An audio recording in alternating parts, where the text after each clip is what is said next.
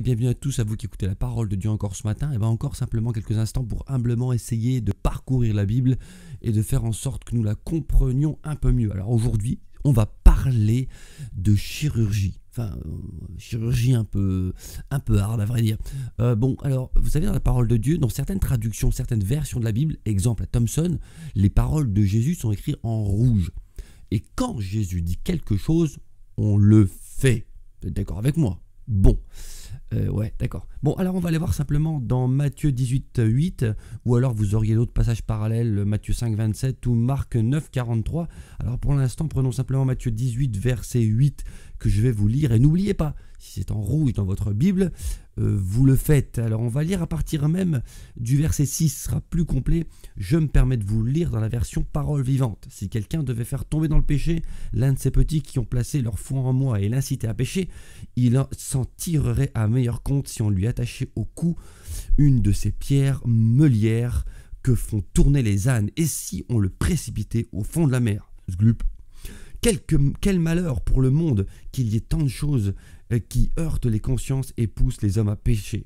Certes, il est inévitable que des tentations surviennent. Retenez bien, il est inévitable que les tentations surviennent. Mais malheur à celui qui provoque de telles chutes. Et au verset 8, si c'est ta main qui te fait tomber dans le péché, coupe-la et jette-la loin de toi. Vérifiez, c'est écrit en rouge dans votre Bible, parce qu'il faut le faire sinon. Si c'est ton pied qui t'incite à faire le mal, retranche-le, car il vaut mieux pour toi entrer dans la vie manchot, dans la vraie vie, un manchot et unijambiste, que d'être jeté avec les deux mains et les deux pieds dans le feu éternel. Si c'est ton œil qui te pousse au mal et qui risque de causer ta chute, arrache-le et jette-le loin de toi, car il vaut mieux pour toi entrer borgne dans la vie que d'être jeté avec tes deux yeux dans le feu de l'enfer. Et quand on parle de la vie ici, on parle de la vraie vie. La vraie vie, on parle ici, bien sûr, du royaume de Dieu, de la vie éternelle. Bon, alors ici, quand même, on a un souci, parce qu'on peut parfois passer sur certains textes, voilà, on a une habitude, on a une facilité, des fois, à se dire, c'est écrit, mais bon, comme c'est complètement pas possible, on va se dire que Jésus, là, bon, il a voulu prendre une image, c'est un symbole, une symbolique, bon, voilà, c'est pas que ça veut rien dire, mais ça nous concerne pas, voilà. Et en réalité, on se dit, c'est juste une image comme ça, même si c'est écrit en rouge, on sait très bien qu'on peut pas se couper la main et s'arracher l'œil ou se couper le pied, parce que ça n'aurait pas de sens venant de Jésus. Alors, la question, c'est quand même que si vous vous dites ça par rapport à ce texte, vous devez quand même vous dire, alors à côté, mais qu'est-ce qu'il a voulu dire? Je ne peux pas juste me dire c'est une image, je ne suis pas concerné, je ferme les yeux sur cette partie de la parole de Dieu. Parce que si tu n'y fermes pas les yeux dessus, tu dois te demander ce que Jésus a voulu dire. Mais pourquoi à un moment donné il a sorti ça? Qu'est-ce qui lui prend? Les gens, imaginez-vous ce qu'ils ont pu penser. Alors en réalité, quand nous lisons les évangiles, il nous faut toujours nous poser une question. D'ailleurs les évangiles, ainsi que les épîtres et les autres livres. Quand vous lisez un livre de la parole de Dieu, vous devez vous demander qui parle, quand parle-t-il et à qui parle-t-il? Qui parle? Jésus ici, c'est Jésus qui s'adresse, c'est Jésus le Christ qui s'adresse à ses disciples et à la foule qui est autour de lui.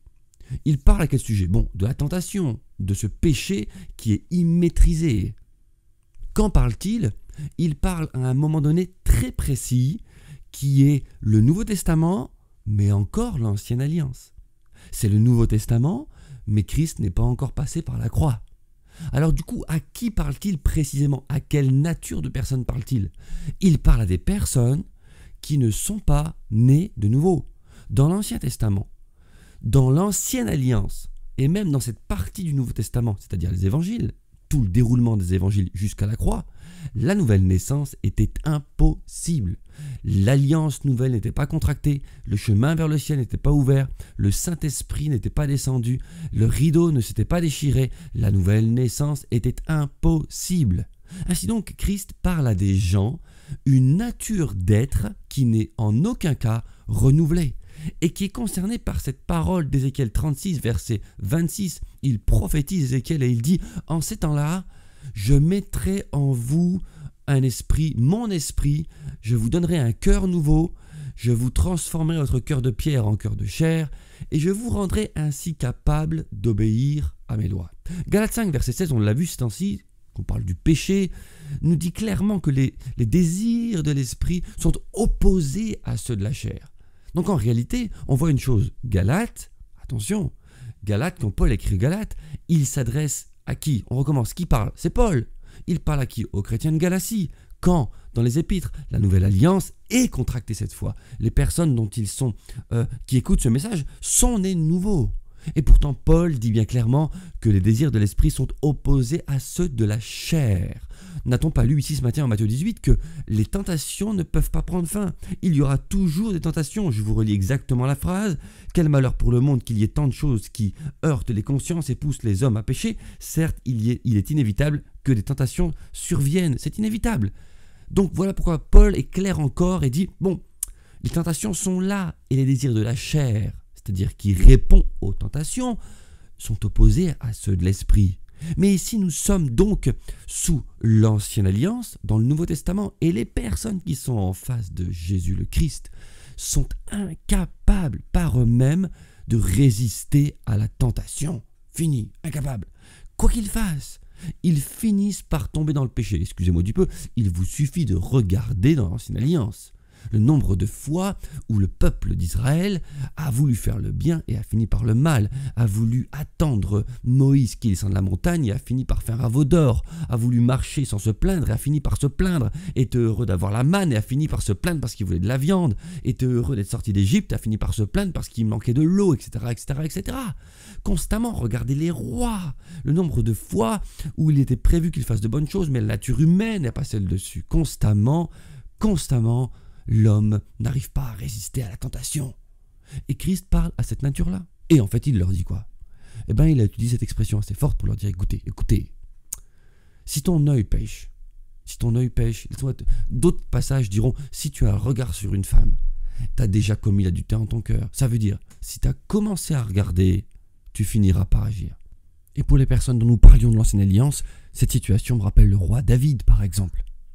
Si tu as commencé à regarder, tu finiras par agir. Si tu es kleptomane, si tu voles avec ta main droite, ou si tu fais de mauvaises choses avec ta main droite, si tu voulais vraiment arrêter, si tu voulais vraiment une fois pour toutes correspondre à ce que la loi demande, je vous rappelle qu'on est sous l'ancienne alliance, si tu voulais vraiment correspondre à la perfection selon Dieu et dire j'arrête une fois pour toutes, le seul moyen, ce que Christ veut dire, le seul moyen ce serait de te couper la main. Le seul moyen ce serait de te couper la jambe. Le seul moyen, ce serait d'enlever le membre physique de la chair, physique, qui te pousse à pécher. Parce que ta nature intérieure en est incapable. Tu ne peux pas, tu n'arrives pas par tes forces à résister au péché.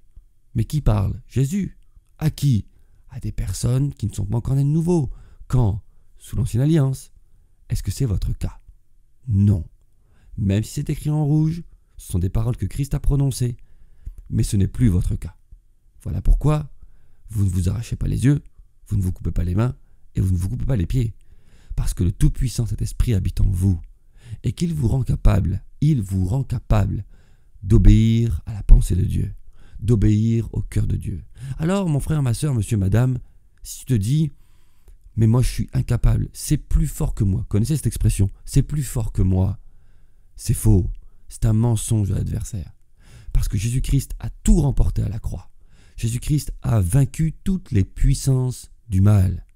Et si le Saint-Esprit habite en vous, le tout-puissant Saint-Esprit habite en vous, vous êtes alors capable de refuser, de vous opposer à toutes sortes de tentations si vous n'écoutez pas ce que votre chair veut, mais que vous vous soumettez à ce que le Saint-Esprit vous demande. Alors la puissance de Jésus-Christ agira en vous, se lèvera sans nul doute, et vous aidera promptement, vous délivrera promptement de toutes vos tentations. Ça prend du temps, l'adversaire revient pour tenter après, parce que c'est son droit. Mais vous pouvez lui résister, soumettez-vous à Dieu, résistez au diable, et il vous fuira, ne l'oubliez jamais. Que Dieu vous bénisse, passez une très très bonne semaine.